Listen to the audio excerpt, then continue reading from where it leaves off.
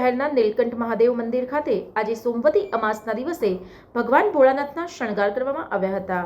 પવિત્ર શ્રાવણ માસ દરમિયાન દરરોજ શિવ ભક્તો વહેલી સવારથી જ નીલકંઠ મહાદેવના દર્શન કરી ધન્યતા અનુભવતા હતા। જ્યારે આજે શ્રાવણ માસના છેલ્લા સોમવારે અને ખાસ સોમવતી અમાસ હોવાથી મંદિરના મહંત શ્રી તથા શિવ ભક્તો દર્શન કરવા માટે ઉમટી પડ્યા હતા। સમાચાર અને જાહેરાત માટે સંપર્ક કરો પ્રકાશ સોની 94 294 35 034, અલ્પેશ બારોટ 93 774 26 544। વિસનગર કે ન્યૂઝ।